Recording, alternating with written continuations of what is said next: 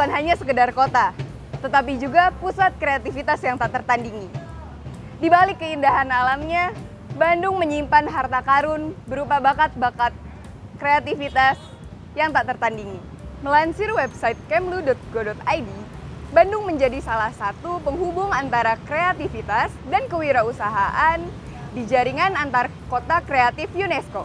Bandung sendiri dapat mendorong kreativitas sebanyak 56% ekonomi di Bandung, dan kreativitas tersebut berhubungan dengan desain. Contohnya adalah industri fashion, desain grafis, dan media digital.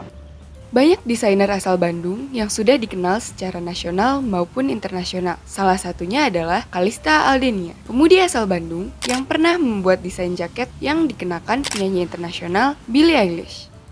Ya, kalau dibilang kenapa Bandung sebagai kota kreatif, memang mungkin banyak variabel yang mendukung ya ke arah sana, seperti lokasi yang sejuk, gitu ya, budaya, kemudian juga sosial, pemerintah yang mendukung, sehingga terjadi interaksi antar orangnya tuh lebih intens dibandingkan dengan kota-kota lain gitu kan. Jadi kalau di Bandung tuh di setiap simpulnya dia bisa ngumpul apa aja dari pagi sampai malam ngumpul, dan disitulah tercetus banyak simpul-simpul kreatif dengan berbagai bidang. Nah mungkin itu kalau secara alamiahnya ya, Bandung itu kenapa jadi kota kreatif. Dan yang ditambah dengan si simpul-simpul ini punya pergerakan inisiatif yang luar biasa ketimbang kota-kota lain ya. Jadi guyup gitu istilahnya.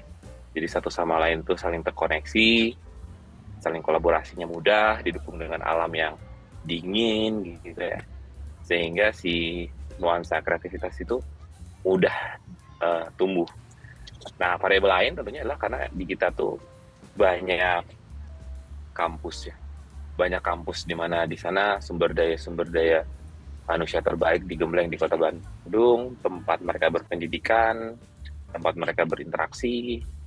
Jadi aja seperti ini, jadi kota kreatif yang memang secara alamiah terjadi karena alamnya, karena sosialnya, secara kebijakan juga didukung, dan banyak hal yang dilakukan di Bandung sehingga ekosistemnya tuh bagus gitu, berinteraksi. Bandung selalu menjadi sumber inspirasi bagi saya. Warisan budaya yang kaya, komunitas yang beragam, dan energi kota ini menumpuk kreativitas saya dan mendorong saya untuk melewati batasan-batasan saya. Kota Bandung sebagai kota yang kreatif pasti tidak akan lepas dari para pekerja kreatifnya. Karena mereka-mereka lah ekonomi kreatif di kota ini bisa terus bertumbuh. Namun, sayangnya masih terdapat beberapa aspek yang kurang diperhatikan oleh pemerintah, terutama bagi para pekerja kreatif tidak tetap, atau yang biasa kita sebut sebagai freelancer, atau juga gig worker.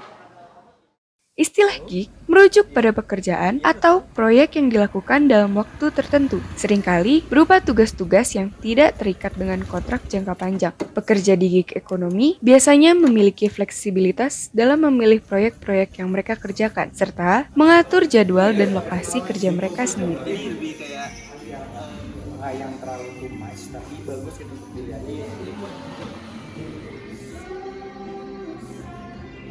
Menjadi pekerja kreatif tidak tetap di Bandung merupakan hal yang tidak mudah. Mereka kerap kali dihadapkan oleh pekerjaan yang tidak sesuai, upah yang tidak stabil, dan kesulitan mendapatkan jaminan sosial. Pernah ada tawaran, tapi lebih karena dari sayanya, istilahnya pernah ada tawaran karyawan tetap, tapi pekerjaan yang disajikan biasanya yang lebih, istilahnya lebih banyak, ya lebih, ya kayak kalau kita dikerjakan dengan freelance itu bisa menguntungkan materi lebih banyak lah gitu. Nah, ketika kita mendapatkan karyawan tetap, jadi kan kadang pekerjaan kita yang malah jadi banyak dan capek, terus emosional kita rusak gitu kan. Tiba-tiba kita kan kalau sudah bekerja terlalu lama kan emosional mental kita suka ada rusak lah, tiba-tiba mengeluh, tiba-tiba kehidupan jadi berubah kan. Itu kan lebih berbahaya. Sebulan yang lalu saya ya udahlah saya mengajukan resign loh. Nah, soalnya aku ngerasa kalau walaupun aku tuh kurang suka sama konsep yang terikat sama waktu dan lain-lain itu tuh, kayak kalau freelance tuh aku bisa selalu begadang gitu, jadi waktu istirahatnya kurang. Terus kalau misalkan ini kan klien juga suka minta revisi yang nggak sesuai ini ya sama brief sebelumnya. Aku misalkan ngasih 2 kali revisi, mereka tuh malah kayak unlimited gitu, jadi hal-hal kecil juga dimasalahin gitu sih. Kebijakan di Indonesia masih dirasa sulit bagi para pekerja lepas. Upah yang tidak stabil, kesulitan mendapatkan jaminan sosial, merupakan ujian terberat bagi mereka. Sistem penetapan jadwal kerja yang fleksibel pada gig ekonomi memiliki dimensi kerentanan bagi para pekerjanya. Sistem kerja ini sebenarnya memunculkan kondisi yang disebut dengan flexploitation. Flexploitation sendiri merupakan kondisi kerja yang dipenuhi oleh situasi yang membahayakan kesehatan, tidak adanya kepastian dan perjanjian kerja, pengelabuan hubungan kerja, hingga absennya jaminan serta perlindungan sosial. Caranya ya ini juga fenomena ini kan banyak ya terhadap perusahaan-perusahaan startup yang lain ya, kayak Gojek, misalnya Grab dan lain sebagainya ya. Memang kita mendorong dilakukan ada organisasi ya, ada organisasi untuk setiap sektor itu gitu ya, termasuk juga yang gig ini ya, gig jenis pekerja kreatif ini harus ada wadahnya, ada organisasinya, karena dari organisasi itu bisa mendorong ya lebih diperhatikan gitu loh oleh pemerintah ya. Akademisi juga begitu gitu ya, ada rekan dari akademisi gitu ya, bisa untuk saling menganalisa berdasarkan praktek yang ada. Jadi memang ruangnya adalah itu untuk bisa mendorong dan diperhatikan oleh pemerintah ya. Sebenarnya Undang-Undang Cipta Kerja sudah memayungi itu gitu ya, sudah memayungi itu. Hanya perusahaan tutup mata terkait itu karena rekrutmennya kan berbeda gitu ya, mereka tidak bekerja di perusahaan, jadi seolah-olah ada perlakuan berbeda.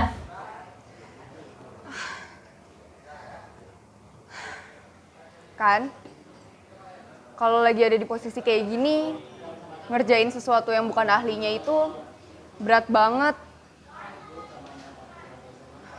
Padahal kan bisa cari freelancer yang benar-benar profesional. Ketika misalnya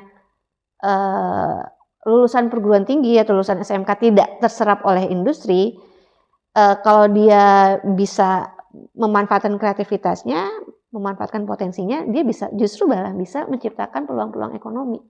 Ini yang ditunggu sih sebenarnya, walaupun memang nggak mudah.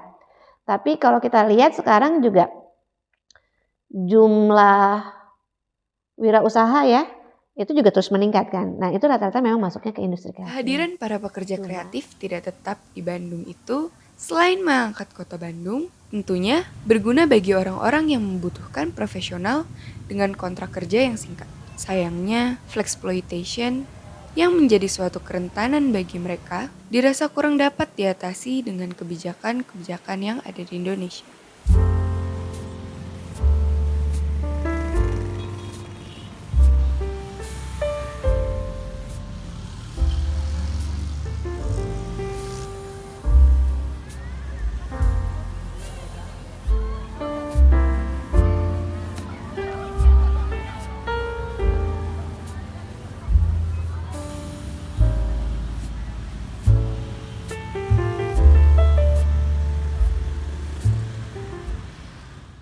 Program ini dipersembahkan oleh